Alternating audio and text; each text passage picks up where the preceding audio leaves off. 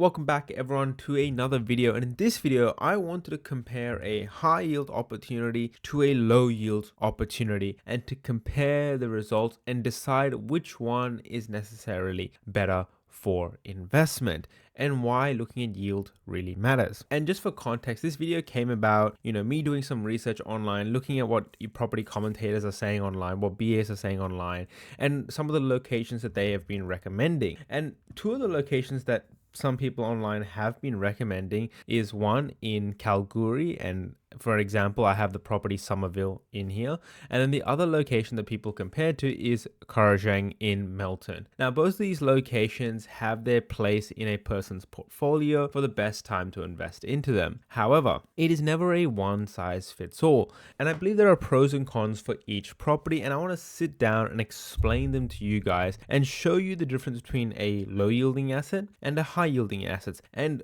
which one you should be going for. Now, for the purposes of this video, I'm going to use this property, this 4x2 in Somerville. It's 800 square meters of land and it sold for $750,000 on the 4th of June 2026. By the way, for Kalgoorlie, this $750,000 price tag to me is absolutely insane. And for those of you who don't know what Kalgoorlie is, it's a gold mining town. It's been around for a very, very long time, and it's a town that has been growing in value for the past 3 to 5 years. And as you can see, it's quite far from Perth, but it's a very, very famous location with the super pit and more. And to me, straight off the bat, I would say that $750,000 for a property like this is, peaking on very overvalued territory for a mining town. But when you do look at a property like this for $750K and you look at the rental return for an asset like this, it is absolutely insane. Now, this one is 4x2, putting out the rent for $1,200 per week, which I think is a little steep. There was no properties in Somerville, unfortunately, for a 4x2, but Lamington, $880 per week for a 6x2, $1,500 per week for a 5x3, $750 for a 4x2, $1,000 for a 4x2, $850 for a 4x2. And so when you put these numbers into a spreadsheet calculator like the one you see in front of you, by the way, this is available in the community. I get comments asking about it. Just jump in the private community and it'll be available for you guys. So $750,000 at a 20% deposit, you need about $150K. To put $150K in a mining town, well, it's a bit risky in my opinion. Now, stamp duty is about 25 to 30K off the top of my head for WA, and rent per week, I think I'm being fairly accurate in saying it's about $900 per week, which will give you about a 6.24% yield. So when you look at your overall expenses, you're about negative $5,000 per financial year, which honestly isn't that bad. It is actually very, very good because you're getting a 6% yield, which is very, very high. And I think I'm being a bit conservative. And if I put that to 950, you're getting about a 6.5% yield, which puts you at only negative $2,300 per month. And by the way, I'm assuming we're at a 7% interest rate. Some people are on 6, which means you'll probably be in positive gearing territory, which is just absolutely insane in 2026 to say this out loud. But just because a location is very close or neutrally geared doesn't necessarily mean it's a good location for long-term capital growth. In fact, when we look at Kalgoorlie as a location, they have properties anywhere from 550, 600 all the way above. You can see that this location has been cyclical in the past. In 2008, it went through a bit of a boom. 2007 went through a bit of a boom and then sort of fell back down in price is in 2017 onwards before starting its next cycle in early 2020, 2021. And now it's performing very, very well, and it might continue to perform even though I'm not particularly bullish on this area long term, and it's completely beyond my risk appetite. When you look at all the data, it points towards further capital growth in terms of falling inventory, falling stock levels, high demand levels, and low vacancies as well, which is kind of exactly what you need in terms of capital growth prediction. And you're getting a positively geared property. Now, most investors will sit there and think, well, hallelujah, this is the perfect investment opportunity. But to me, investing in a mining town that has high risk opportunity, that could be cyclical, that you have to time the market perfectly and then exit the market perfectly, doesn't sit well with me. And by the way, you've missed about 3 to 4 years worth of growth, which equates to about hundreds of thousands of dollars. And you have to ask yourself, is this the best time to enter that market? And just before I go on to the next part of the video, if you haven't already, jump into the private community, guys. It's $40 a month. I can help you out every single day on your properties, on the locations you're choosing. That is what I do. We break down locations, we break down the best parts of each location, and we help you guys choose the right locations to invest into. We currently have the June suburb watch list live and ready for you guys to deep dive into, pick the locations that fit your strategy, and go ahead and purchase in those locations. If you need any help at all, that is where the private mentorship comes into play, where you can ask me about property deals, suburb questions, and I can break it down for you guys. So if you're sitting on the sidelines looking at this post budget, but you have the borrowing capacity and you have the deposit, don't wait any longer. Jump in,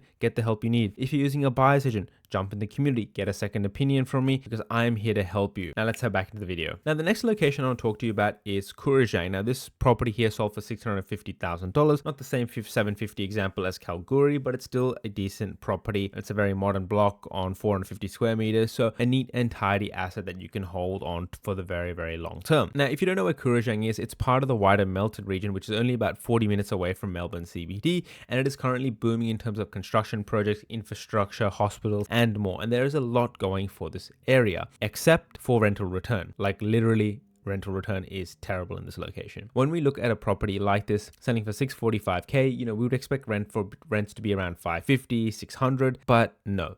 When we look at the rental return of an asset like this for a 4-bedroom, 2-bathroom, it's $490 per week. He got 3x2, $400 per week. This one is $580, but it has a pool and a much larger area. And then $410 once again on bigger land, $390. You can definitely see the rents are quite low. And when we look at the map of this location, you can see there is an abundant amount of rental properties available in Melton and the wider region. And so if we're putting this into our spreadsheet calculator, Kurrajong $645, about a $35,000 deposit. Victoria scams us of the stamp duty, but it is what it is. And we put the rental return at $490.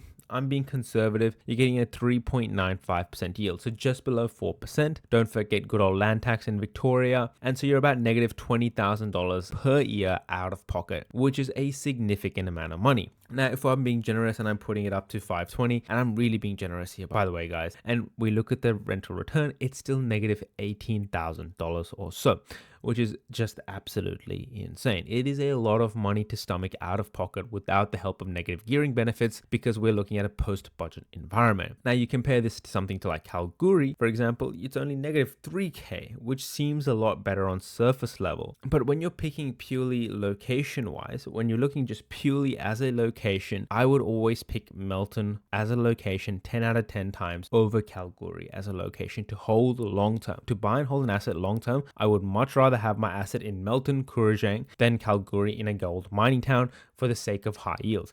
I don't necessarily chase positively geared properties while giving up complete fundamentals. I like neutrally geared properties or very low negatively geared properties, but they got to be in good locations. And I'd much rather be 40 minutes away from a major city in the entire world with a good economy. Quote, they're on terrible debt, but in terms of jobs, prosperity, immigration, and so on, I'd much rather be closer to Melbourne than be in the middle of nowhere in Western Australia. But in saying all of that, I would not go out there and purchase a property at negative $18,000 per year loss at around 4 to 3% yield. It is just not the right investment strategy. And the reason is it kills scalability, it destroys your borrowing capacity, and it destroys your lifestyle. And then you don't like your partner, and then you screw yourselves up financially, and then you have to sell everything at a loss, which is not what you want to do. In fact, you can look at Kurrajong. The median buy price is around $750 at around 3% yield. And don't get me wrong, we invested in Melton West and Kurrajong for around $450,000 to $500K 18 to 24 months back. Now, I'm not saying this to flex, but I'm saying that because that was the right time to buy at a very high 4 to 5% yields. Now you're not getting that.